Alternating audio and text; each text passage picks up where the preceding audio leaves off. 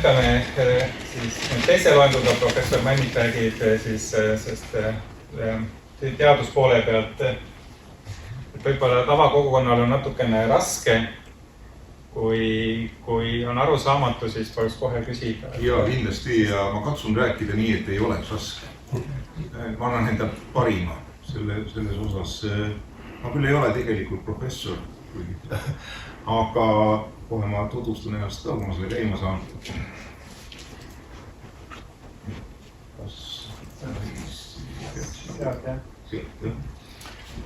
Tere õhtust minu poolt ja minu nimi on Andres Männik.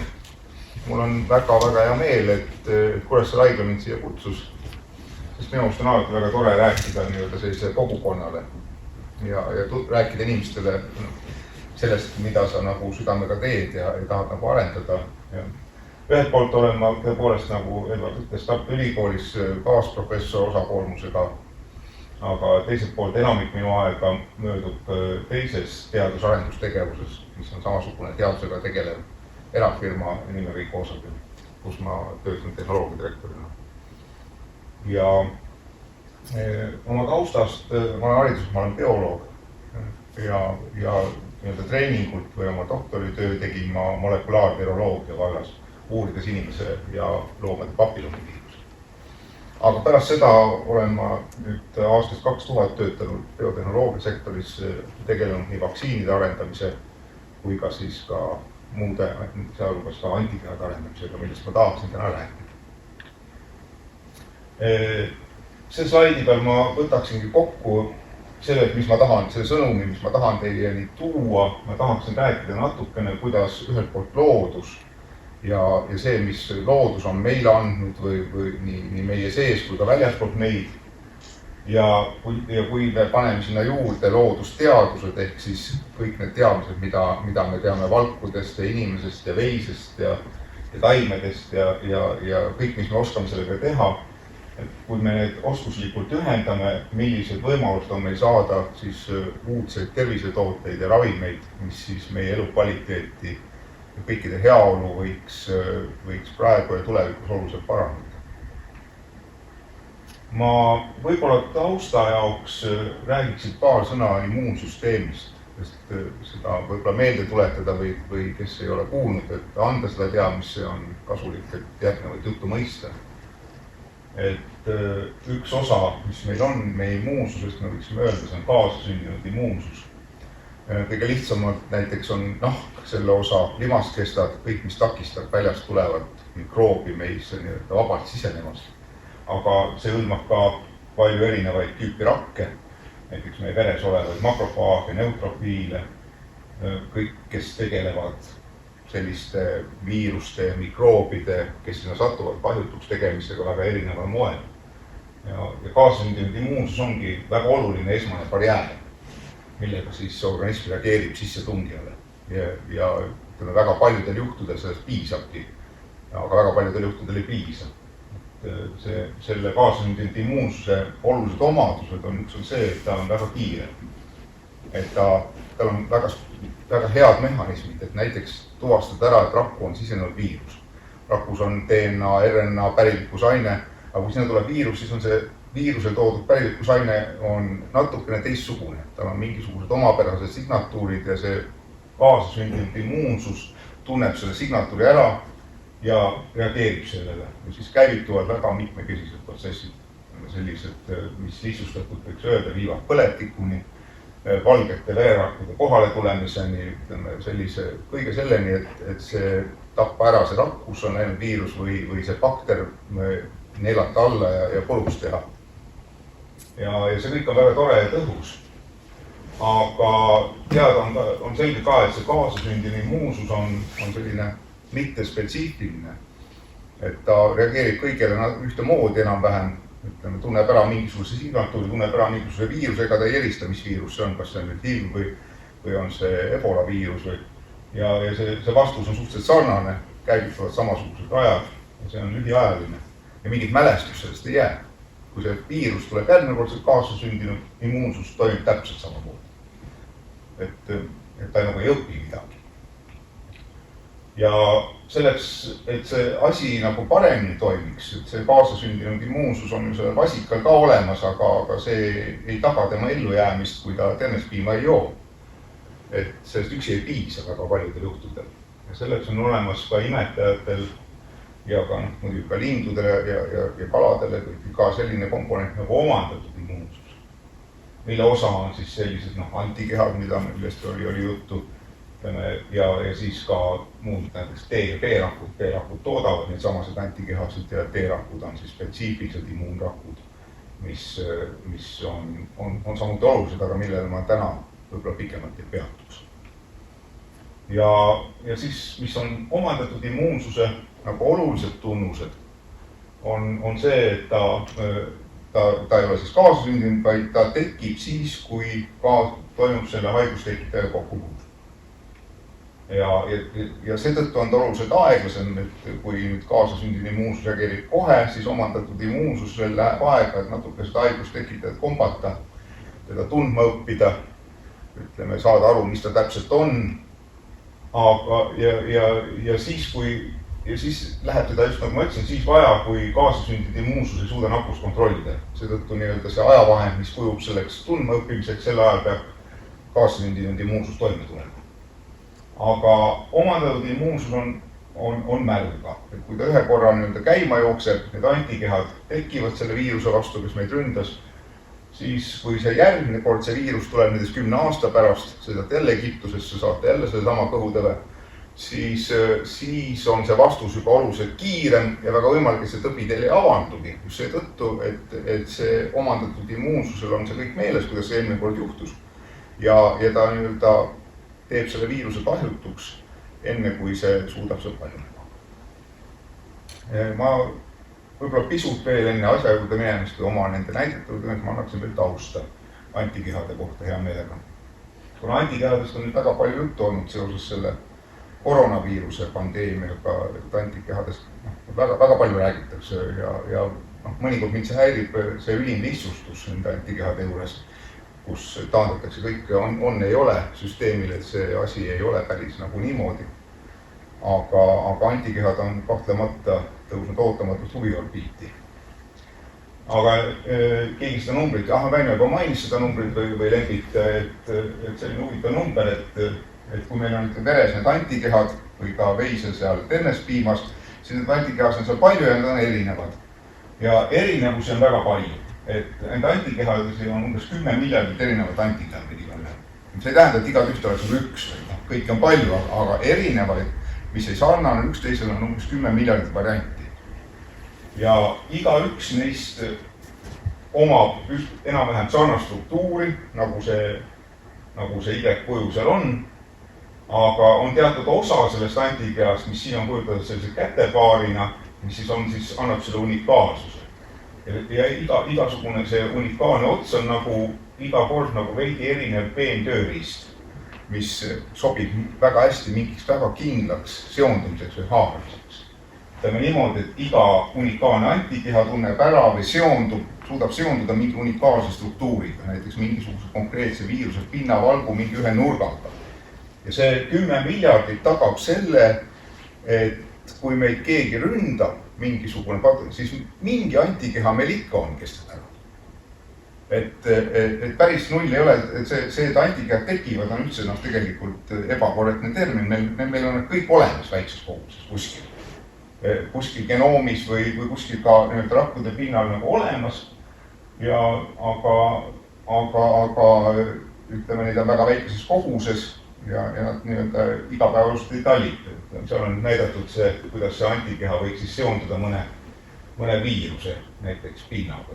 On üks konkreetne antikeha, kes siis seda viirust ära tuleb. Nii, mille poolt see puhul. See on siis...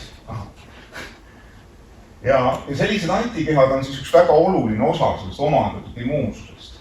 Ja ongi siis see oluline asi siin, et kui mingi haigustekitaja saabub ja ta selle ära tuntakse immuunsüsteemi poolt, siis need konkreetsed antikehad, mis seda viirust siis ära tunnevad, nende arvukust hakatakse tõstma ühel veres, et tekiks see immuunvastus ja teistpidi salvestatakse nii-öelda sellesse kõvakettale või tekivad need pikaajalised mälurakud, mis siis järgmiseks korraks valmis pannakse, kus siis saavad jälle üles tulla ja kohe uuesti tootma hakata.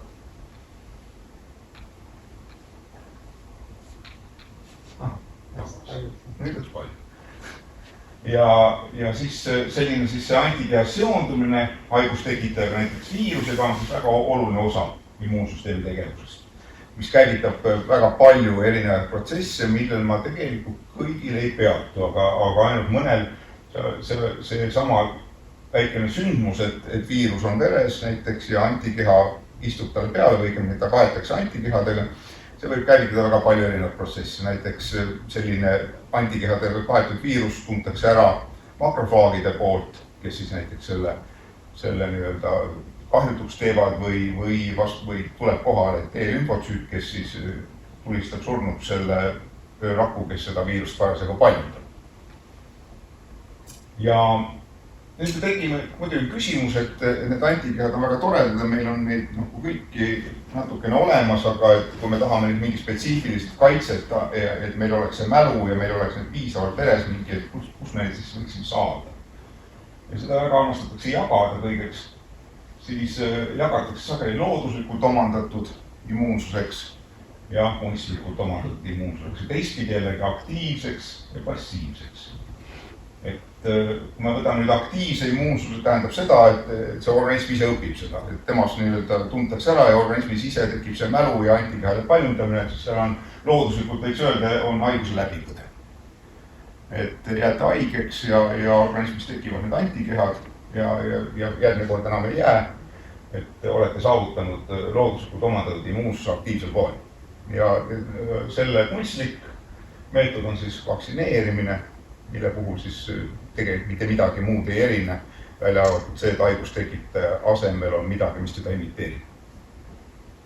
Ja passiivne on siis see, et need antikehad tulevad kuskilt väljaspoolt Eesisse. Üks siis võimalus on see sama, et kassikas joob kohe pärast sündit ennespiima ja need antikehad, mis seal ennespiimas on, jooksevad siis tema auklikust seedesüsteemist ja kuidas sõelast, kuidas seda nimetasite, jooksevad tema vereringesse, mis on selline veiste unikaalne värk. Aga kindlasti need antikehad, mida inimene joob, peale sündtenespiima kindlasti on ka need väga olulises. Või ütleme ka siis passiivne siis kunstlikult omandatud on siis, et biotehnoloogiliselt toodetakse antikehad ja neid manustatakse inimesele veeni, nagu praegu on ju väga suur revolutsioon, just vähiravimites on need bioloogilised ravimid, mis on valdavalt antikehad. Ja inimestele need siis manustatakse intravenoosselt. Kui ma seda aktiivset ja passiivset immuniseerimist nüüd natukene veel lahkaksin, ütleme sellisel ajaskaalal või sündmuste skaalal, siis et seda nagu see jutt ei ole midagi lisa eelmisele slaidile, aga võib-olla lihtsalt nagu täpsustab midagi asja. Et see on siis nagu tavaline haigestumissükkel või see nakatumine toimub ühel hetkel ja siis see oranž joon näitab, et viirus hakkab kehas paljunema, tema tase tõuseb. Mingil hetkel see näiteks omandatud immuunsus on suutnud need rakud kahjutuks teha, kes seda viirust toodavad. Ja viiruse tase hakkab langema, samal ajal juba, kaarsündinu immuunsus on suutnud seda viiruse taset langetada ja samal ajal hakkab tekkima ka omandatud immuunsus, ehk siis näiteks antikehad, roheline joon ja töötab samuti selle viiruse vastu ja selle tulemusele siis see viirusnakkus lõpetatakse. Selliste akuutsete viiruste puhul selline tavaline graafik.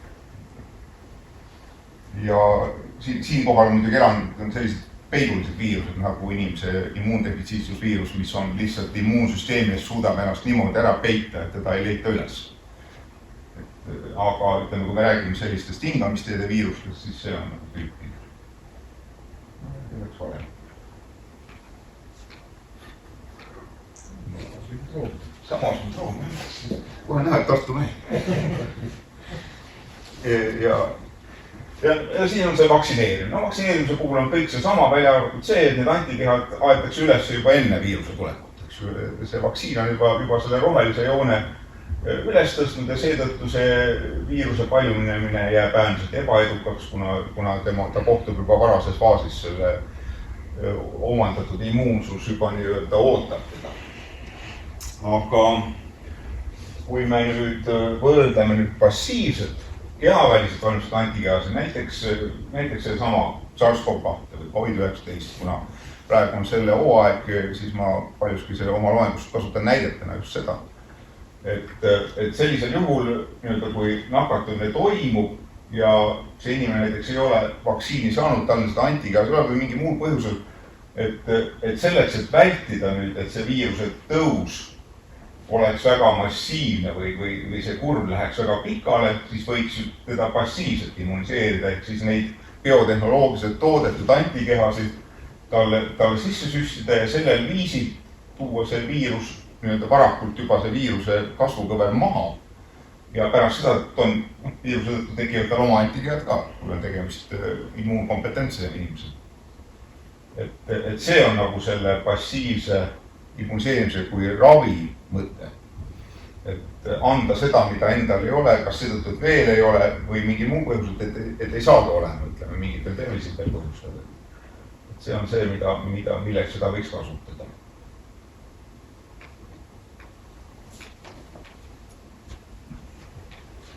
Ja kui nüüd veel natukene taustaks, et kuidas need antikehad viirusega võitlevad, siis ütleme, või kuidas nad viirust tegevad.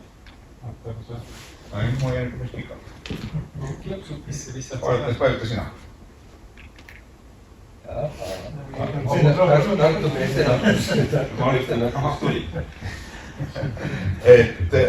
See on nüüd näidatud lihtsalt, kuidas see viirus sinna rakku saab. Tuleb ka ja raku pinnal, igal viirusel on pinnal mingisugune pinnavalk või pinnavalgud, et SARS-CoV-2 puhul on see ogavalk, millest räägitakse, mis loob selle esimese kontakti selle rakuga ja selle kontakti ta loob mingisuguse, mitte lihtsalt kui rakuga, vaid raku pinnal on ju väga palju erinevaid valke, millel see on raku elutäigus vajalik ja see viirus on evolutsioonis siis jõudnud selleni, et mõnda seda valku suudab ta siis kasutada enda esialgseks kinnitamiseks. See näiteks see SARS-CoV-2 ogavalk kinnitub retseptoriga AC2 angiotensini retseptor ja millel on inimese füsioloogias hoopis teine funktsioon. Aga viirus lihtsalt kasutab seda ära. Ja kui selline kinnitumine toimub, siis initseeritakse selle viiruse rakku sissevõtmine ja kuskil seal rakus sees siis ta peab ennast lahti pakkima, et see roheline asi ehk tema genoom tuleks sealt välja ja ta saaks selle rakku üle võtta ja see rakk hakkaks oma genoomi sealt paljundama ja tootma uusi viirusvalke ja siis viirus tuleb sealt välja, kas siis pungub välja või teeb raku katki, erinevad viirused kasutavad erinevaid meetodeid. Ja kõik need etapid on võimalik, et antikehaga neutraliseerida. Ütleme siis üks võimalus on katta see neutraliseerivate antikehadega see ogavalk juba viiruspartikli peal nii, et seda seondumist retseptoril enam ei toimu. Sest see koht, mis selle retseptoriga seondub, see on kinni antikehad. Ja teine võimalus on see, et ta küll seondub, aga teda ei võeta enam sinna hästi sisse. Ja kolmas võimalus on see, et ta saab sinna sisse ka, aga see antikeha küljes olemine takistab teda lahti pakkimast. Ja siis ta lihtsalt lõhustatakse seal ära ja kõigi nendel juhtudel võib soodsal juhul olla tagajärg see, et nakkus kui selline ei toimi. Ja iga toimumata nakkus tähendab seda, et väga palju võidetakse selles uusi viiruspartikleid. Üks nakatunud rakk võib toota miljoneid uusi partikleid. Ja SARS-CoV-2 puhul, kui näide tuua, siis neutraliseerimine valdavalt on just see esimene ots. Neutraliseerivad antikehad, mida tuntakse, need just mitte ei takista lahtipakkimist ega toimeta rakus sees, vaid tegelikult seonduvad selle ogavalguga ja panevad kinni selle koha selles ogavalgus, mis on oluline selle rakupinna retseptoriga seondumiseks ja selle sisenemistsükli käivitamiseks. Ja oluline on mõista, et mitte kõik antikehad ei tee seda, on väga suur hulk antikehi, mis seonduvad selle ogavalguga, aga absoluutselt ei takista seda rakule seondumist. veel hullem, et selle viiruse puhul ma ei tea, aga gripi puhul on näidatud, on olemas hulk antikehi, mis soodustavad nakatumist isegi. Need on ja vist eriti markantne näide või eriti näide on dengue viirus, mille denguel on mitu isotüüpi või tüüpi, dengue 1 ja dengue 2 ja dengue vaktsiin on seisabki selle taga, et kui sa immuniseerid ühe vastus, saad hea immuunvastuse, aga see kipub soodustama nakkust teisele. Et seal on selline probleem. SARS-i puhul seda tegelikult sellisest teada ei ole.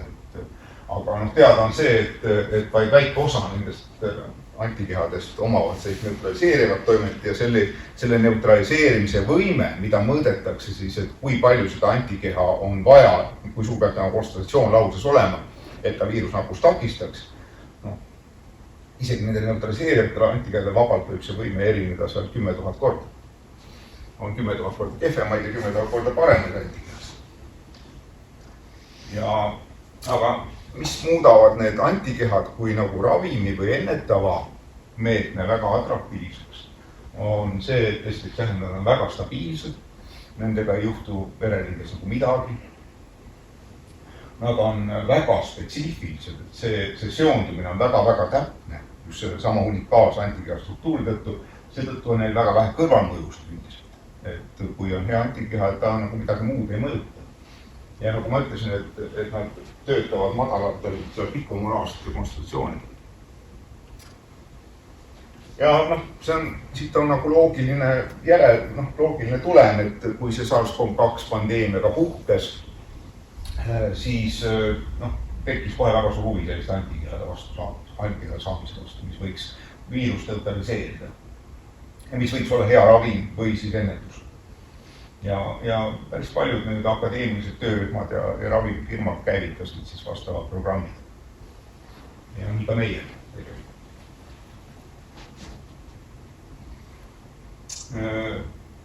Ehk siis see ülesanne või ütleme, see mõte on defineeritud siin pealkirjas, et siis väljaspool meie organismi toodetud SARS-CoV-2 antikehade manustamine viirusvastase passiivse immuunsuse tekitamiseks.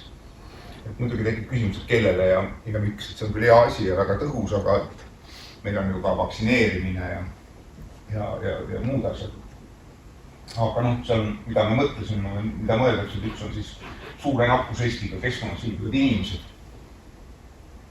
Näiteks meditsiinitöötajad sealhulgas. Või siis ka inimesed, kellel on mingisugune, need inimesi ei ole palju, aga kellel ei teki piisavalt head immuunvastust vaktsineerimiseks. Nende vanad eakatel inimestel on see sagedasem probleem. Nad võivad selle vaktsiini saada, aga see efekt jääb nagu nõrgaks, ütleme see oma antikehade tiiter, mis seal veres tekib, et see on nagu, ei ole piisav. Siis oleks hea neid kuskilt talle juurde anda. Ja muidugi väga oluline on siis need raskhaigusega patsiendid, kelle puhul on juba jõudnud siis situatsioon sinna, et tema oma immuunsüsteem selle haiguse kontrollimisega toimib tuule. Või kui on näha, et see võib juhtuda paremale muidugi siis, kui ta on jõudnud sinna, et nii-öelda see haigus on raske, siis üldiselt ei kipu need antikehad enam nii hästi välja. Ja siit nüüd, kui astuda edasi nagu sinna biotehnoloogilisse maailma, siis tekib muidugi põhiline küsimus, et kuidas siis leida need kõige tõhusamad viirusvastased antikehad. Kuidas neid muuta või kujundada ja formuleerida niimoodi, et nad oleks inimesele optimaalsed. Mis tähendab see optimaalsed, et need oleks võistlik nagu, nende kulud ei ületaks selliseid kulusid, et neid enam teha ei ole mõtet, et nad oleks ohutud ja nad oleks tõhus. Ja ma tooksin nüüd 2 näidet arendustest, täiesti praktilist näidet, milles ma ise osalen. Üks on siis koos Väino Lempituga, mis me tegime, on siis väärindatud tervespiimal põhinev SARS-CoV-i vastaseid veise antikehasid sisaldab veisvastase preparaadi loomine. Ja teine on siis nagu püütud nagu ravimi kandidaadi päris tegema, mida võiks siis intravenoosselt manustada, kus siis selleks on paranenud inimesest tehtud monoklonaalne antikeha. Ja ma loodan, et need näited aitavad teid mõista seda teadust ja tehnoloogiat, mis siis sellise arenduse taga on.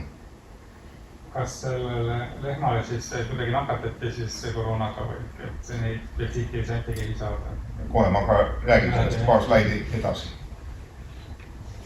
Et ongi see ternespiim, et ma kordan nüüd eelkõnelejaid, et vasika sünnib ilma antikehadeta ja siis kuni immuunsüsteemi käivitamisel 2-3 nädala pärast on tema antikehad need, mis ta saab ternespiima. Ühesõnaga passiivse immuniseerimise. Ja siis seetõttu ongi selline huvitav mehhanism, et kuidas nad sinna ternespiima saavad, nad tulevad sinna verest. Et lehma verest.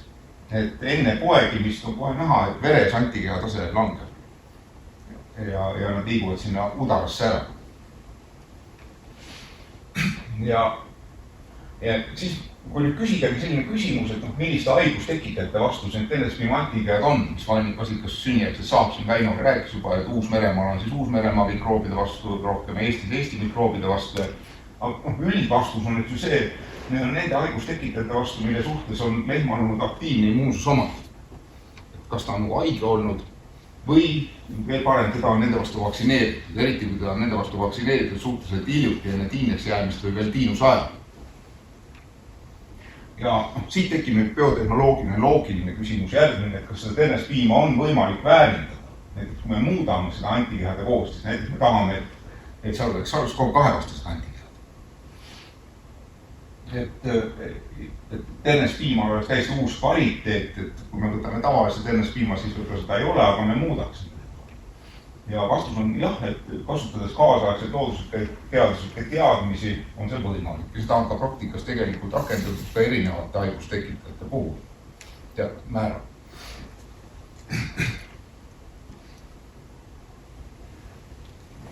Ja ma järgmistel slaididel võib-olla näitaksid, millised on need loodusteaduslikud distsipliinid või mis sinna kõik on hõlmatud, et see saavutada või saavutada meie ühises suurepärases koostöös.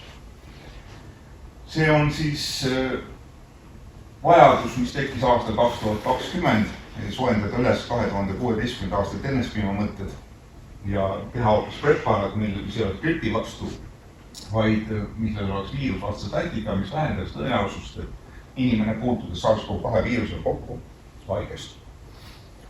Tolleks hetkeks oli viirusest juba midagi teada, et oli teada, et tõenäoliselt toimub nakatamine ninaneelus, järelikult siis tuleks seal see viirus ära hävitada. Et juba hakati mõistma, et ega ta nii-öelda pindadelt väga ei levi ja ka soolestikku väga ei ohusta. Et see on nagu ninaneelus kohta.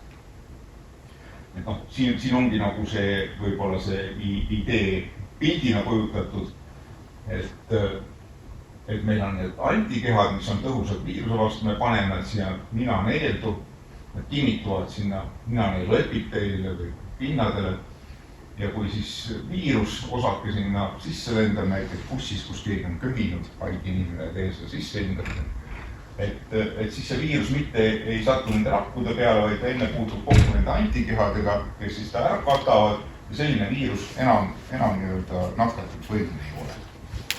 Selline idee, seesama pilt, et viirus kaetakse nende neutraliseerivate antikehadega ja see AC2 retseptoriga enam ei seondu.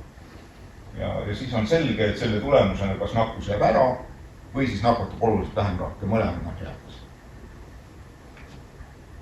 Ja me otsisime muidugi ka võimalust, et selline preparaat oleks ohutu ja kuluefektiivne. Me mõtlesime, kui me läheme seda tegema kui tavalist antikeha ravimit, siis need kogused ja ütleme see spekter, mida me lootsime katta, et see ei ole mõistlik.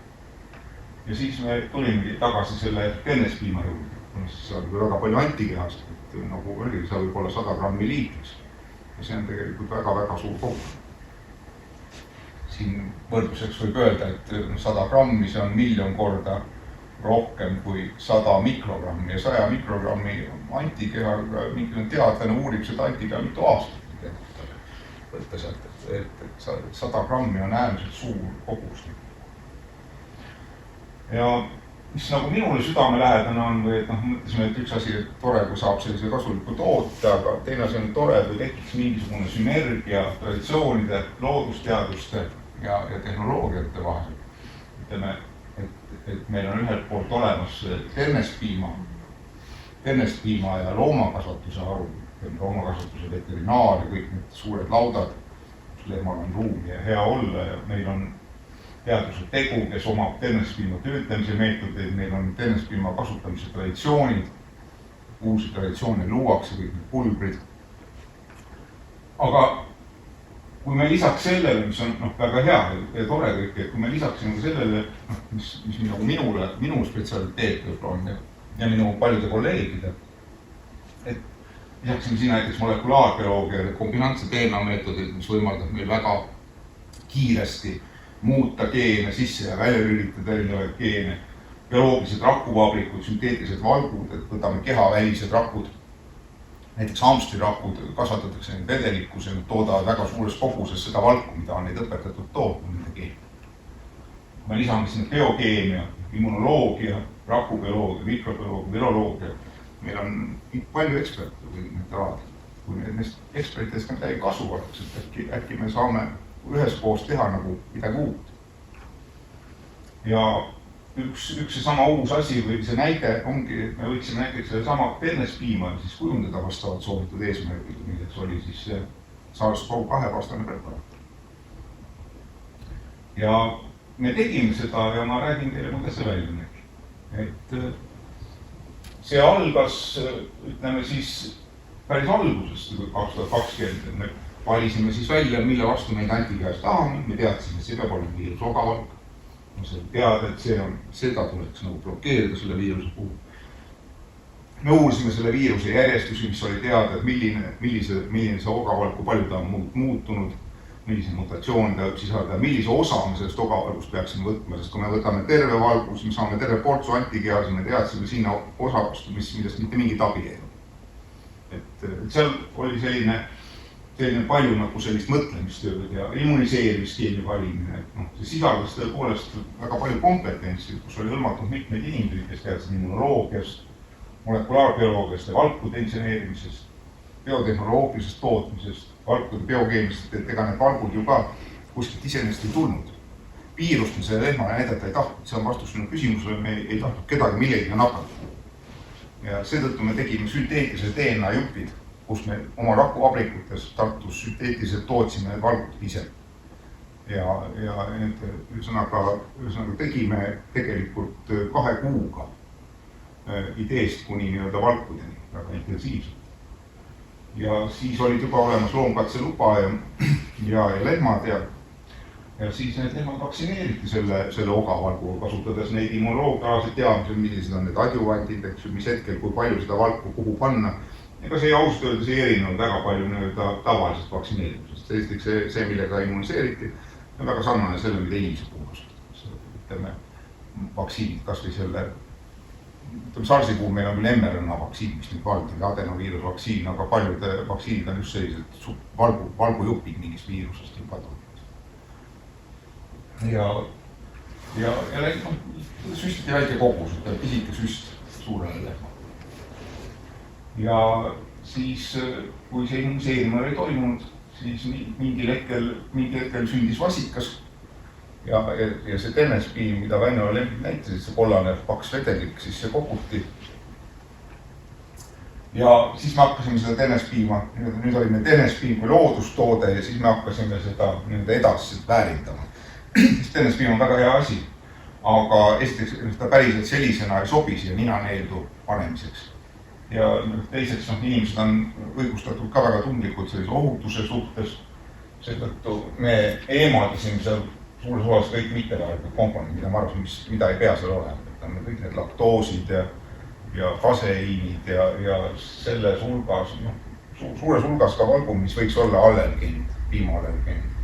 Sest on teatud hulk inimesi, kes on piimaostu allergia. See ei ole laktoositalumutus, vaid täitsa valguallergia. Ja me eemaldasime seal võimalikud bakterid ja loomaviirused, mis võiks protsessis veel sees olla, kuigi nad tavapiimas nad ohtu ei kujuta, sest ka meie preparaadi me pastoriseerisime lõpuks. Täpselt timmides selle temperatuuri, et antikehadega midagi veel ei juhtuks, me tegime eraldi katseid selle. ja siis me iseloomustasime nende preparaadi toimete omadusi ja optimeerisime ta ninaneelu jaoks sobivaks. Ja selles olid siis kaalatud nii ülikoolist kui meie oma teadlased, kes siis olid biokeemikud, kes selle valkude puhastamisest väga palju teadis ja fraktsioneerisid, ütleme hiljem viroloogid, kes testisid selle efektiivsust, ütleme, ja rakubioloogia, farmakoloogia, mina näiteks ei teadnud midagi sellest, et milline peab olema pH ninaneelu jaoks nemad teha. Ütleme jah. Ja lõpuks siis ütleme, mõne aja pärast oligi siis see valmis, see kollane vedelik sealt purgis, mis siis sisaldas tennespiima antikehasi valdavalt. Vähesel määral ka muud, aga peamiselt tennespiima antikehast. Ja me teadsime, et need antikehad on väga suures osas SARS-CoV-2 viiruse vastu ja veelgi enam väga suur osa nendest antikehadest suudab selle viirusega täisi. Aga ikkagi, tekibki, siin, kes olid sellega seotud organisatsioonis, suuremad olid teadustegu muidugi, tennespiima poolt, siis meie Koosageenist, Tartu Ülikool, Maaülikool ja Kemikaal, kes siis pakendas selle toote. Ja siin on selliselt nii ilus pilt. See on sama asi lühidalt kokku võetud. Et kõigepealt siis toimus koroonaviirusega ogavalguga lehma immuniseerimine. Selle lehmal tekkisid verre koroonaviiruse vastased antikehad, milles suurel osa omas ka viirust neutraliseerivat võimet. Kui lehma hakkas sündima vasikas, siis väga paljud nendest antikehast läksid siis tennespiima ja see tennespiimast valmistati vadak, kus siis võeti välja peaaegu kõik muu peale antikehade ja see siis pastöriseeriti, kontrolliti ja formuleeriti. Ja kõik olusem siis kontrolliti, et kas see siis see idee sellest sünergilisest väärindamisest, kas see siis ka midagi väärt on või on ta lihtsalt idee. Ja minu suureks sõnumuks ma võin öelda, et see sünergia väärindamine kaasaegse loodusteaduse abiga toimis tegelikult väga hästi. See katse tulemus, mida te siin slaidil näete, see mõõdab tegelikult sellise ogavalgu kaudu viiruse sisenemist rakkudes. All X-teljel on siis selle tennespiima preparaadi antikeha kontsentratsioon logaritmilises skaalas ja siin me näeme Y-teljel seda mitu protsenti võrreldes kontrolliga, kus midagi ei olnud lisatud. Et mitu protsenti siis selline viiruslaadne osake suutis sinna rakku siseneda. Kui meil nüüd tennespiima preparaatid ei ole või on väga vähe, siis on see 100 juures, see tähendab seda, et see jäirib asja suundi. Ja siin selle jämeda joonega me siis näeme, et iga värv tähistab nagu eraldi viirusvarianti, mis siis tolle katse tegemise ajal olid aktuaalsed, ehk siis algne Wuhani viirus, Suurbritannia variant, Brasiilia variant, Lõuna-Aafrika viirus. Et kõigi nende puhul ta kontsentratsiooni sõltuvalt võttis seda viiruse rakku sisemise võimet alla. Ja teatud kontsentratsiooni, kui teda oli mitte väga palju, umbes 100 mikrogrammi milliliitrit, mis ei ole üldse mingisugune väga kõva kontsentratsioon, siis selles katses enam viirusrakkudesse siseneda ei suuda.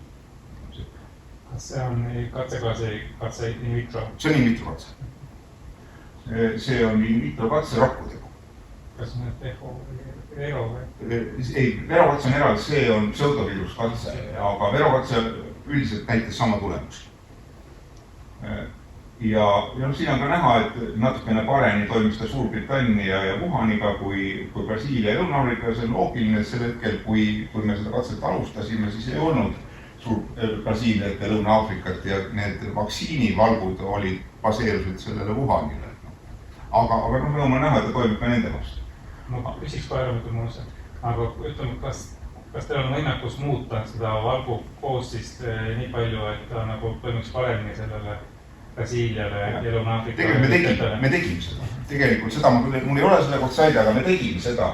Ja me immuniseerisime neid lehmi uuesti pärast, muutes seda vaktsiini koostist, kaasates neid uuemaid vaktsiini, näiteks seda delta üle. Ja me näitasime tõepoolest, et nüüd küll juba tavapiimas, sest tennespiima ei ole praegu tatiivne teolle, et tavapiimas see muutus, see spetsiifika niimoodi, et paranes ka nende uute variantide äratundmine ja neutraliseerimine. Aga minu jaoks nagu võib-olla kõige olulisem on see ülemine, see katkendjoote ja nende erinevus, mis näitab seda, et see väärindamine töötas, sest see ülemine, et katkendjoon on täpselt seesama preparaat, täpselt seesama tehnoloogia, aga see on tehtud nendest lehtmadest, keda ei olnud siia. Me näeme, et väga kõrgete demonstratsioonidel, ütleme siin 1000, ütleme 1 milligramm milliliitrit, toimub teatud aktiivsuse langus, et seal on viirusevastased omadused tõepoolest. Aga need on suurusjärkudes väiksemad kui siin, kus me spetsiifiliselt andsime sellele ternespiimale mingisuguse uue omaduse või uue kvaliteedi. Ja selle minu arust see tõestab väga hästi, et seesama ternespiima või ütleme seda tüüpi väärindamine koostöös omab väga suurt perspektiivi. Selle näite puhul seda võib ju laiendada teistele parvadele. Ma hüppaksingi selle tore positiivse sõnumi juures siis nüüd järgmise näite juurde, kus me räägiksime siis inimese monokloonisest antikehast, mida saaks kasutada haiguse ravimiseks ja kuna tänane loengu teema lubasin, et on seotud SARS-CoV-2, siis on ka see jutt seotud SARS-CoV-2. Ma tulen selle sama graafikule tagasi, see tuletada meelde, et siin on siis see eesmärk, et meil on inimene, kes on haige ja tal ei ole omandatud immuunsus selle viiruse vastu ja on kahtluses asi läheb halvaks, et siis annaks talle, nii kui tal see on diagnoositud, see nakkus on nii kui ta haigussümptomid avalduvad, et paneks talle selle antikeha veeni jooksma ja see neutraliseeriks selle viiruse ära. Siin on Valge Maja pressiteade, kui eelmise 2020. aastal Valge Maja teatas, et sellist asja kohaldates Donald Trumpile, kui ta sai SARS-CoV-2 positiivse PCR-proovi, siis teda ennetavalt talle manustati selline passiivne immuunteraapia, kasutades siis monokloonset antikeha, mis oli selle viiruse vastu. Ja enamasti on vaja manustada suhteliselt suures koguses ja süsteemselt, see tähendab intravenoosselt, et seda ei aita see, kui sa pritsid siia pulku, kui asi on juba tõsisem. Ja seetõttu tõhususe ja ohutuse tagamiseks peavad need olema inimese antikehad. Me ei saa siin kasutada veise antikehasid, sest kui me süsteemselt manustame veise antikehased, siis need tuntakse ära kui võõrad valgud ja nende enda vastu toimub rünnak ja nende tõhusus tõmmatakse sellega maha ja seal on ka teatud väga tõsised ohutuse probleemid, ja regulatsiooniprobleemid, millest ma võib-olla hiljem mõtlen. Ja siin on näha siis see, mida Donald Trump sai Regeneroni 2 antikeha segu, mis oli selline suhteliselt esimene blockbuster selles vallas, ütleb SARS-CoV-2 monokloonste antikehade vallas, 2 inimese antikeha segu, talle siis 8 grammi manustati. Mis on väga suur kogus, 8 grammi, mille maksumus ei ole suurt väike. Aga Donald Trump ütles selle kohta, et see miracle. See Regeneron sai tohutu tõusu tänu selle Trumpi sõnavõtule tegelikult, kes kiitis seda taevani, kui ta haigest tuli. Ja siit tegelikult tulebki loogiline mõte, et meil on omandatud immuunsüsteem, mis neid antikehasi viirusnakkuse puhul sellest 10 miljardi hulgast üles otsib ja muudab ja paljundab ja teeb tõhusamaks, et siis tegelikult paranenud inimesed olekski üks loogiline koht, kus me neid antikehasi võiksime hakata otsima. Ja 2020 me siis tegime ka teise sellega seoses SARS-CoV-2 projekti lähteüles. Me võtame paranenud patsiendid, Eesti omad, kes on haiguse läbi põdenud ja otsime nende seest üles põhimõtteliselt sellise antikeha, mis SARS-CoV-2 ogavalku väga hästi neutraliseerib ja see oleks siis juba päris inimese antikeha, sest see tuleb inimese seest. Ja see tõttu, kui ta muud omadused ka on okei, siis ta võiks ju sobida süsteemseks manustamiseks, et sellist ravi kohaldada. Ja see töövoog, mis on üsna võib-olla keerukas ja komplitseeritud, ma püüdsin seda lihtsustada jällegi, oli siis selline, et kõigepealt oli siis valiti need patsiendid, kelle hulgast me sellest antikeha otsime. See oli aprillis 2020. Me eraldasime nende valitud patsientide B-rakkudes sellise populatsiooni, mis olid just need B-rakud, mis tootsid antikeha, mis selle viirust ära tuli. Ta ei ütle midagi, kas ta seda viirust neutraliseeris. Aga me jätsime kõrvale kõik muud B-rakud, vaid selle väikese osa B-rakkusid, mis iga B-rakk toodab ühte kindlat antikeha või iga plasmarakk. Mitte nii, et üks rakk toodab mitut erinevat antikeha. Üks rakk, üks antikeha. Ja me eraldasime siis need rakud, et meil oleks ainult need rakud, mis toodavad ainult sellist antikeha, mis on selle konkreetse viirusega seotud. Ja me võtsime nendest antikehadest välja siis nende viirusvastaste antikehade, rakkudest välja viirusvastaste antikehade geenid. Kloneerisime need geenid, määrasime nende geenide järjestuse ja nende geenide järjestuse määramise kaudu tegelikult saime teada nende antikehade primaarstruktuuri, valguse järjestuse ja me saime öelda, millised neist on erinevad, millised on sarnased, millised neist on niisugused, naasuguse omadusega võiks olla, et me saime mingisuguse esialgse teave. Aga see teave, mis sa sealt primaarstruktuurist või järjestusest saad, see on paratamatult väga piiratud. Enamasti selle põhjal ei saa midagi öelda selle kohta, et kui tõhus ta võiks olla. See on tänapäeval praktiliselt õnne.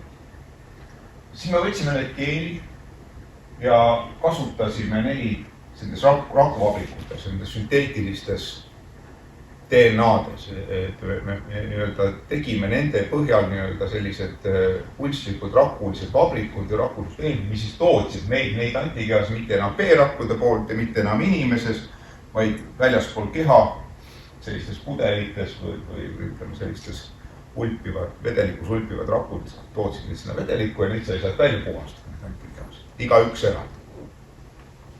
Ja siis me iseloomustasime igat ühte erand. Iseloomustasime seda, kuidas ta toodab, iseloomustasime seda, kuidas ta seondub, kui tugevalt ta selle ogavalguga ja muidugi põhiliselt seda kõik olulisem, et kui hästi ta takistab selle ogavalgu seondumist nüüd selle rakupinna retseptoriga.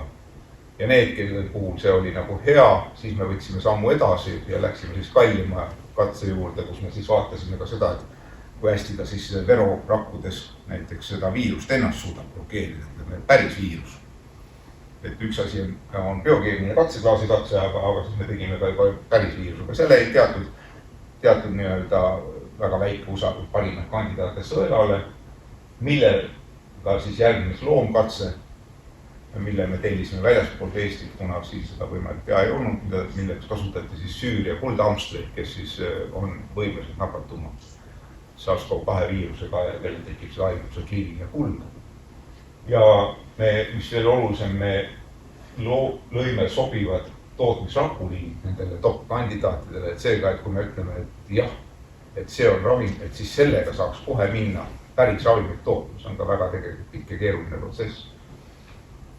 Ja mis me tahtsime edasi, tahtsime teha, et kui me sellise ravimikandidaadi sealt siis leiame, et siis toodakski nagu päris ravimit kuskil keegi ravimitehastes, kus seda saab toota ja teeks ära faas 1-2 kliinilised katsed selle ravimiga. Et kas ta siis inimese puhul ka aitab, väga tore, et ta Süüria hamstris toimub.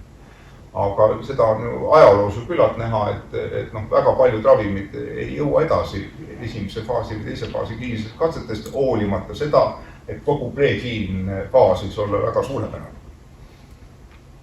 Ja nüüd mõned detailid, et meil oli alguses oli 187 patsienti Eestis, kes olid siis, kriteerium oli selline, et neil oli olnud PCR-positiivne test, neil olid mingisugused sümptomid vähemalt ja mõned neist olid sattunud ka haiglasse üksikult tegelikult, aga keegi ei olnud juhitaval hingamisel või intensiivis. Ja kõik nad olid paranenud ja sellest paranemist oli nende verede ja B-rakkude kogumise ajaks möödas erinev 2-6 nädalat. Ja me tahtsime kindlasti siis selliseid patsiente leida, kelle vereseerumis on sellised antikehad, et me teame, et ta toodab sellised antikehad, tal on sellised B-rakke, mis suudab viirust neutraliseerida, et ta vereseerumis oled antikehad olemas ja kui me vereseerumit analüüsime, siis ta peaks SARS-i neutraliseerima selles veravaju kuuekatses, kus see viirusega nakatatakse rakke ja pannakse või ei panda juurde vereseerumit erinevas koguses ja näha, kui palju see nakatumine muutub. Aga sellest ei piisa, sest tegelikult see ogavalgu ja retseptori seondumine on ainult üks viis. Kuigi kõige tõhusam viis seda viirust inaktiveerida. Seal võib olla mingeid muid kaudseid efekte, et ta seondub mingi muu selle valgu otsa peale ja kuidagi painutab seda aga me teatud praktiliste põhjusel otsustasime selle välistada, seetõttu oli teine kriteerium, et see peab ka biokeemiliselt just seda ogavalgu ja retseptori seondumist takistama, mitte ainult viirust, vaid just seda konkreetselt täpselt kahe valgu kohtumist. Ja need vereseerumid analüüsiti, ütleme seal X-teljel on siis viirusnakkuse takistamine ja Y-teljel on see biokeemiline analüüs ja siis võeti sealt välja patsiendid, esiteks see huud sealt, et kellel oli see mõlemad näitajad suhteliselt kõvad. Vereseerumid võis kõvasti lahjendada, aga see ikka töötas. Ja punasel on märgitud sealt, kellel oli B-rakkud head kvaliteediga, see rakkude kogumine ja Tallinnast Tartusse toomine mõnel juhtudel ja seal oli tehnilisi probleeme, mis tõttu jäi ikka kõrvale head seerumid. Aga lõppkokkuvõttes oli seal teatud valik patsiente, need oli natuke rohkem mõned punased täppe, aga need on vist need, kelle antiga edasi pääsid teise hoogu. Et teatud hulk patsienti saab välja vali. Ja me tegelikult selle töövooga, mida ma siis näitasin, kus me need geenid kloneerisime ja tootsime need antikehad ja mõõtsime ja tegelikult analüüsime läbi 100 antikehast patsientidest. Ja lõpuks me leidsime siis selle ühe kõige parem, mille töö nimi oli 23G7, mis ilmselt tähendab lihtsalt seda, et see oli 23. plaat positsioon G7. Et mingisuguses katses. Selle puudub mingisugune mõtestatud, see nimel puudub mingi mõtestatud põhjus. Lihtsalt tehniline töö. Aga nii ta eriti.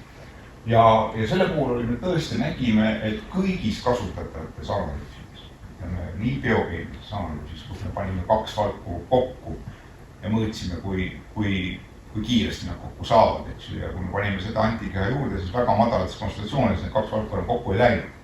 See ogavalk ja AC2 retseptor või ka siis pseudoviiruse analüüsis, mis ma seal enne näitasin, või siis ka selles VeroE6, mis on nagu võib-olla kõige nagu kõvem. Siis seal kasutatakse nii-öelda, seal eriti midagi ei modelleerita enam, vaid seal võetakse ikkagi päris viirus, see oli päris Eesti patsiendist eraldatud viirus isolaat. Ja need VeroE6 rakud, pärdikurakud, mis on võimeline selle viirusega nakatama ja mõõdetakse, kas need rakud surevad ära või ei sure ära, väga lihtne. Siin on tegelikult nüüd näha, et selge on see, et mida vähem seda antikeha paned, et see juba kaitseks seda paremini. Mida madalam see pulp on, seda tõhusam on antikeha. Ja siin on näha, et punane on see meie 23G7 ja me võrdlesime, tootsime ka 3 erinevat kliinilises katses olevat antikeha, mis oli juba teiste poolt nagu kliinilisse katsetuse antud, aga järjestused on publitseeritud või patenteeritud, me teadsime, millised need on, me saime need kopeerida enda uurimuste tarbeks. Ja üks nendest, ma ütlen, on ka see, mida Donald Trumpile. Et meie oma oli nendes katsetes väga oluliselt parem. Ja töötas ka nendes Süüria kuldamstides. See on kõige, et üks nendest, ma ei mäleta nii, kas AB1, 2 või 3, aga üks nendest kindlasti oli sama regenerat. Ja me tegime seal igasuguse hulga teadustel, ütleme selle aasta jooksul. Tegime kristallstruktuuri, selle antikeha ja ogavalgu seondumisele ja et milliste aminohapetega nad selles valgus, millise pinnaga ta täpselt seondub, et mis võiks olla see mehhanism, kuidas ta selle blokeerib, see kus on unikaalne või mitte küll päris unikaalne, aga üsna mittelevinud mehhanism, et ta seondub ogavalgu, ma ei oska seda teisiti väljendada, aga ta hoiab seda ogavalku kuidagi niimoodi suletud konformatsioonis või et tal ei teki, ta ei saa võtta sellist positsiooni, mis on vajalik selle retseptoriga seondumiseks. Ta hoiab nagu teda kinni, ta ei lähe sinna lihtsalt vahele, vaid ta muudab nagu selle ogavalgu konformatsiooni või takistab õige konformatsiooni võtmist. Ja seda tehti siis koostöös Toronto ülikooli, kes tegi Toronto ülikoolis, professor Oliver Ness tegi meile selle kristallstruktuuri. Ja Tartu ülikoolis me veel analüüsisime siis seda päris viiruse katsed, need tehti Tartu ülikoolis, Andres Meritsa ja Ebostus näite poolt. Ja meil oli ka koostöö Norra ülikooliga, kus töötab üks Eesti teadlane, kes siis samuti tegi meile hulgaliselt katseid elusviirus. Ühesõnaga, me tegelikult panustasime sinna väga palju ja minu arust me tegelikult saavutasime selle, mida me tahtsime selleks hetkeks. Korra tagasi, kus see on see S-valgu struktuur? Ei, see on antikeha struktuur. See on CDR-id on need hüpervarieeruvad luubid. need on S-valku siin ei ole toodud, et siin on näidatud, S-valku struktuur vabandust, S-valk on see kollane. Siin on see Fermi 486, üks olulise, mis moodustab ühe väga olulise interaktsiooni ja kui see on muteerunud, siis see antiga ei tööta, on üksikud variandid, kus on see muteerunud. Need ei ole küll praegu väga levinud, aga nende vastu ta ei toimu. Tänapäeval, mis see delta variant on, selle vastu ta toimub suurepäraselt. Lõuna-Aafrika variandi vastu ei toimunud, aga see kadus ka ära. Ja siin me olime siis, aprillis me alustasime ja detsembris me olime siis seal, et meil oli see need tootmisrakunid olemas, mille me võiksime viia ravimitehasesse. Teatud kirjeldusi me nõuaksime, peaksime sinna sisse panema veel 100 000, et kirjeldada ära, et see tehas oleks neid vastu võtma, et me näitame ära, et meie rakuliin ei kanna mingit ohtlikku viirust, kes nende liinid tuksi keeravad või midagi sellist, seda tüüpi analüüsid, eks ju, et meil olid tehtud loomkatsed ja siis edasi oleks ravitoote ja spetsiaalses tehastes ja siis kliinilised katsed, aga kahjuks sinna jäi ja siiamaani on seal. Põhjus on väga lihtne, eks ju, nagu ma ütlesin, tehnoloogiliselt me suudaksime selle ravimi ise toota. See rakud on meie tehtud, mis seda toodavad, see molekul on meie tehtud, õigemini inimesest leitud ja natuke muudetud. Aga ja meil on see tehnoloogia olemas, aga me ei saa seda kindlasti teha. Sest inimese ravimite tootmiseks on põhjendatud väga kindlad ja väga ranged regulatsioonid selle kohta, et kes võib seda teha, kus võib seda teha, kuidas võib seda teha. Alates selleni välja, et milline peab olema ventilatsioonisüsteem ja lõpetades sellele, kui sageli peab tema personali olema treenitud kuskil sertifitseeritud asutus. See on üks kõige reguleeritumaid süsteemi, mida ma üldse tean, ravimi tootmine. Ja see, mille taha ei 2 asja, esiteks bioloogiliste ravimite tootmistajad kuidagi Eestis ei ole. Kõige lähem on Soomes, Leedus on, Rootsis ilmselt on, aga lisaks suurele maksumusele on see ka pikad järjekorrad. Näiteks, et kui suga raha on, siis praegusel juhul nad ütlevad, et tulge 7 kuu pärast ja lõbras me saame teha. Ja kui me nüüd maksumust vaatame, et meiesuguse firma, kelle käive on võtta 10 miljonit eurot aastas, eks ju, et tootmine üksi maksab umbes 3,5 miljonit eurot sellest tehast. Ja kliiniline katse sinna juurde panna on 6 miljonit eurot umbes. Faas 1, faas 2 kliiniliste katsest või planeerimine, läbiviimine, mille sponsorid me oleksime muidugi läbi viia ise ei tohi. Sõltumatu tegija peab see olema, aga ühesõnaga tollel hetkel jäi see projekt sinna, me küll kaalusime erinevate rahastusvõimaluste kasutamist ja nii edasi võimalusi, aga sinna tookord jäi tegelikult. Aga kapis on ta endiselt olemas ja ma arvan, et midagi halvasti ei ole. Me saime ühe unikaalse kogemuse, mida me saame kindlasti edasi kasutada edasi. Kas see, ütleme, mingi suurem tootja ei ole huvi näidanud, et ta ära ostab selle patenti? Ei ole ja tegelikult üldiselt me mõtlesime ka sellist asja, et tegelikult ei müüda praktiliselt mõistliku hinnaga ja kasumiga ei müüda midagi enne faas 1, faas 2. Et sellised loomkatse tulemused tegelikult, et sealt sa ei teeni ka tegelikult midagi. Et hea kui kulud tasa saab, aga ütleme niimoodi, et kui sa nüüd kulutad selle raha ära ja paned sinna arendust ka, et panid miljonile arendust sisse ja kui sa nüüd lähed läbi faas 1, faas 2 kliinilise katsetuse ja näitad, et see on edukas, siis on selle väärtus umbes 500 miljonit. Seal toimub see hüppe pärast esimest 2 kliinilist faasi. Seetõttu tegelikult Eestis, mida meie tahaksime teha, ütleme just seesama, et luua siia samma see bioloogiliste ravimite tootmise võimekus Eestis. Sellega me tegelikult tegeleme väga aktiivselt. Aga see nõuab suurt investeeringut, selleks on omad viisid, mida me kaalume. Et see ei ole kindlasti selline asi, mis juhtuks nii-öelda sügiseks. Aga ütleme detsember 20. Oli tagasi. Kas detsember 20, kui see teema oli ikkagi väga aktuaalne, kas mõni Eesti investor ei olnud huvitatud?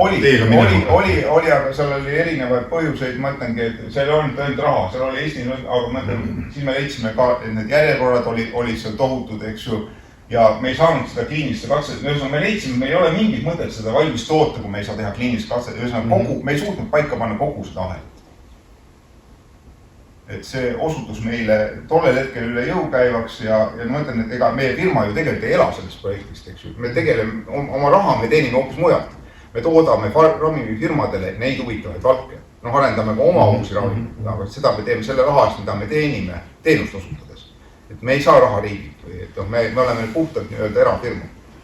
Me oleme küll ETAG-i teadus-arendusasutused, me anname ka doktoriõpet võime anda ja sihukest, aga raha me taotleme Euroopa fondidest mingisugust raha ja kui me saame või EAS-ilt või me oleme saanud ka selliseid toetusi, aga siiski valdavalt osa me nii-öelda teenime ise. Ma tahan kokkuvõtteks siis öelda, sellest ma täna rääkisin, et mida võiks nagu siis nagu meelde jätta või kui soovi on.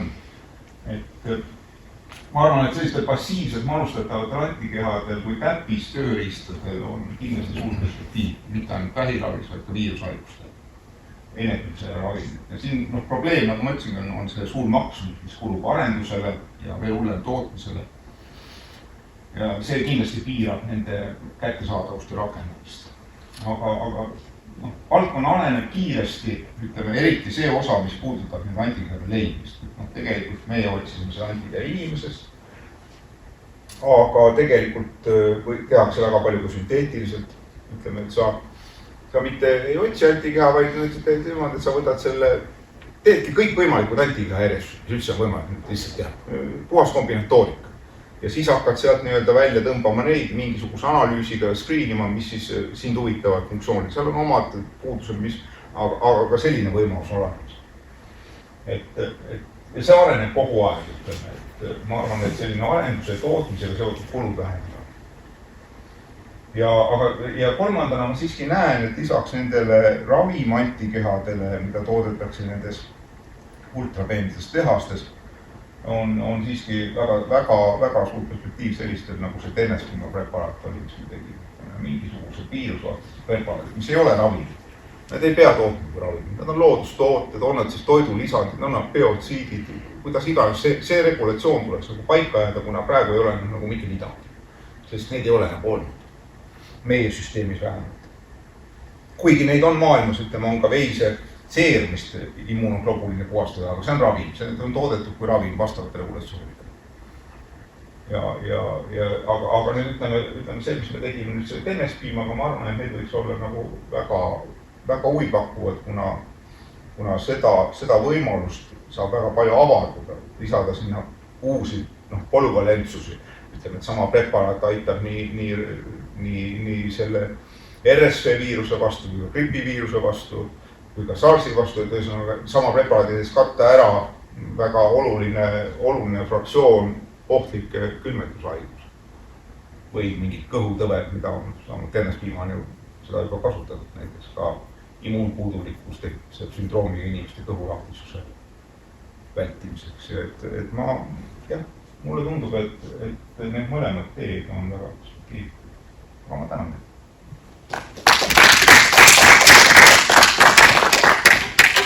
Aitäh! Väga väikse meene üle. Aitäh tulemast! Aitäh kutsumast!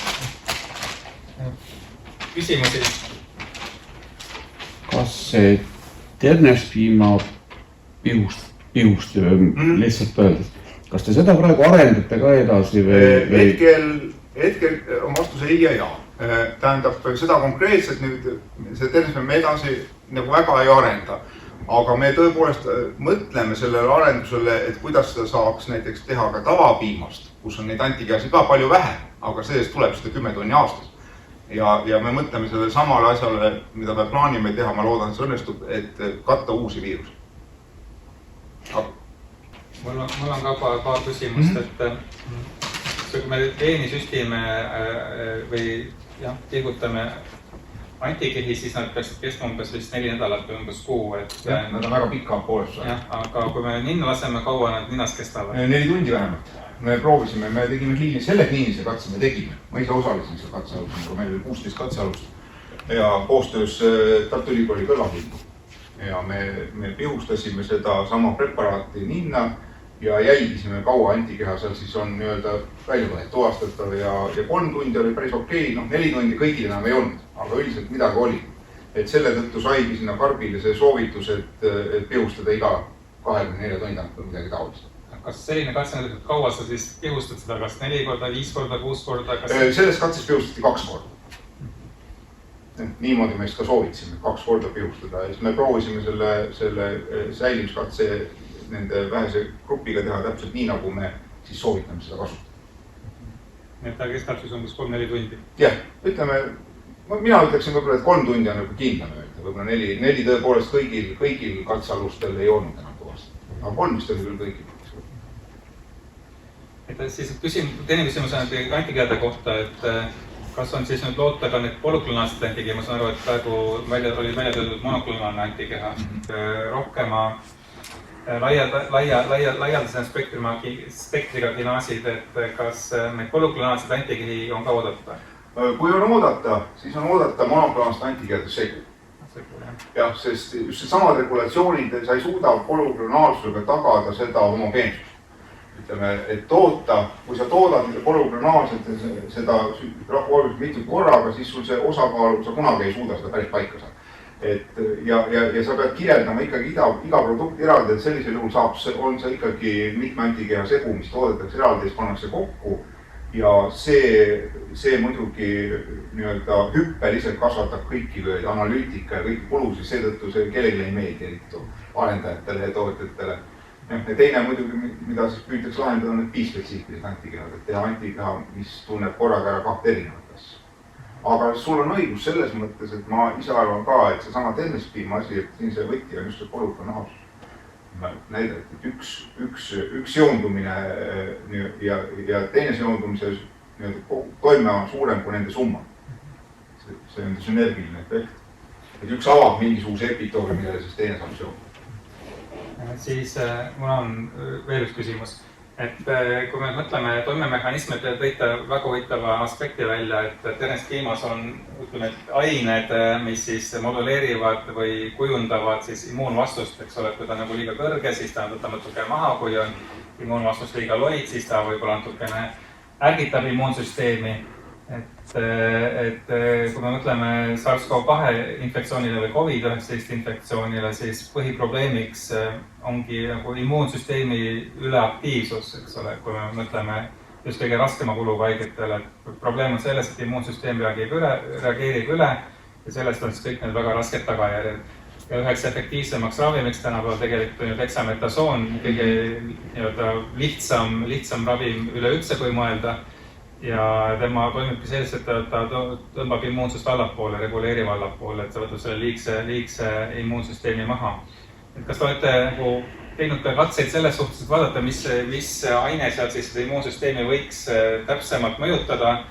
See on ütleme küsimus üks pool ja teine pool on, et kui nüüd mõelda toimemehhanismile, kas me võime ka mõelda hüpoteetselt selle, et me midagi pihustame ninna, saame siin kaitse ja samas me siis võtame kapsli või pulbri ja siis sealt kaudu saame siis sellise immuunsüsteemi mõjutamise või modulatsiooni. See on vist Väiru sulle tegelikult küsimus. Mina tegelen ainult need antikehade poolega ja selle passiivsuse. Ta on nüüd need samad pool, ütleme need proliinrid, aga polüpeptiidid. Ega seda uuringut ma ei ole nendes asjades nii väga kursis, ma lihtsalt võtsin kirjandusest, mis selle kohta on öeldud, aga et mingit niisugust sügavutki see vajaks, nagu ma vist oma ettekandes ka ütlesin, et siin oleks nagu niisugune küsimärk, mis vajaks tõsist mõtlemist.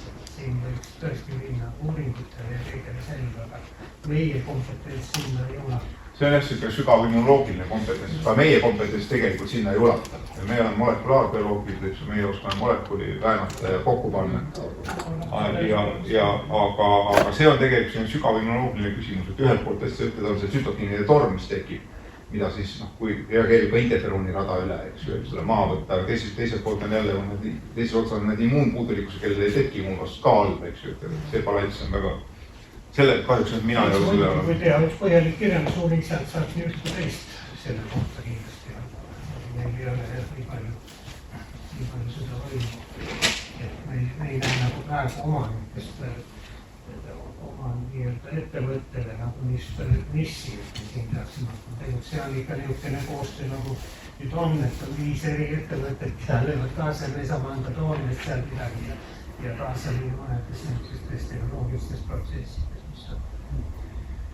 Viimatusega jõudnud. Viimane küsimus, et Te tõite välja nagu sellise aspekti, et ta on nagu põhimõtteliselt nagu doping või võiks nagu mõelda sinna dopingu juurde, et nii võimas preparaat, kas keegi huvi tundnud, kas siis katsete vastu, et turgutada siis inimese immuunsüsteemi vastupanuvõimet, et ongi siis kas siis nõrgema immuunsusega inimesed või ongi mitmete raskemate haigustega, nii-öelda kaasuvate haigustega inimesed, kes siis seda tarbiksid ja tuleks kui selline, ütleme, üldine doping, mis on ka, ütleme, vada huviorbiidis, aga aitaks siis selle nõrgema immuunsüsteemiga inimesel ennast paremini kaitsta. Ja me selles liinis nagu otseselt ei ole, aga meil oli spordimeditsiini vallas oli küll niisugune ja päris tõsine ettevõtmine oli selle, mida ma kutsun maasikasega, tegelikult on Pääsuke. Ja tema oli sellest väga huvitatud. Temal oli leedukatega niisugune spordimeditsiini alane töö ja ta tahtis seda hakata nagu oma juures katsetama, et siis oleks võtnud biopsiat lausa. Vaadame, mis lihastega toimub ja kõik niisugused asjad, aga seal leedukatega see eelkatse, mis nad tegid, seal keegi, kes seda katset algselt sooritas, see midagi kussis seal ära ja siis lõpuks neil ei olnud nagu seda materjali, mille peale esitada seda suurt projekti. Ja see jäi sinna paika ja ükskord me sõitsime Lööbituga mööda seal spordimeditsiini Sõmsega ja et sõitsime sealt mööda ja siis tuli meelde, et ühe korra peaks siia ka veel tagasi, et me peaks ikka arutama. Teda väga huvitas sellest, väga huvitas. Vada oli muidugi ja tema hirmutas need õiged ära. Võib-olla sa tood Juhameetu näite. Juhameetu, nojah, see oli puhtalt dopingu kogu. Et Juhameetu see ülikuulus suusataja Soomest. Neil on olnud ka, et me selle Soome metsavalitsusega on olnud üks koostöö. See on loodustoodete alad, metsasaaduste väärindamist ja niisugust asja. Ja siis oli nii, et meil oli üks puiduenergia päev, mis korraldati Kõpus ja Juhameetu toodi sinna kaasa kui niisugune reklaamifiguur. Meil oli kirved kaasas ja siis ta lõhkus seal puid ja näitas, et kuidas puiduenergia ja mismoodi. Ja tema ütles, et tema põhitegevus praegu ongi, et ta kodus lõhub puid, siis ta ehitab neid puuriitu ümber maja kõik kohad täis. Aga tema rääkis seda, et kui ta Soome koondis suusatas omal ajal ja tema oli siis see tippsport. Et me vedasime Ternestilma, siis Ternestilma ennast. Vedasime kaasa 100 liitrite kaupa oma võistlustele ja nad tarvitasid seda kogu. Ja siis ta ütles selle peale, et kui mõelda oleks olnud see teie pulber, siis ma oleks kõigile ära pandud.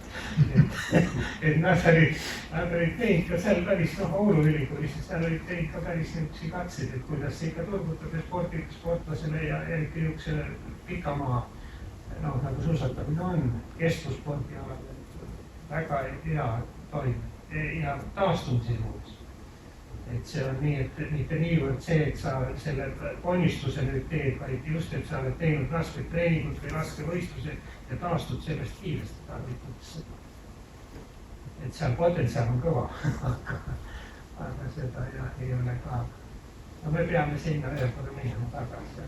Praegu oleme nii õivatud selle kõige muuga ja me ausalt öeldes meil läks see kuidagi, me mõtlesime oma seda ettevõtet rohkem niimoodi, et vanaduse põlve hea veeta, kui sul on mingisugune tegevus, mis sulle natuke rõõmu pakub. Aga nüüd ta kipub olema juba niisugune tegevus, mis hakkab meid ära uputama. See on mure.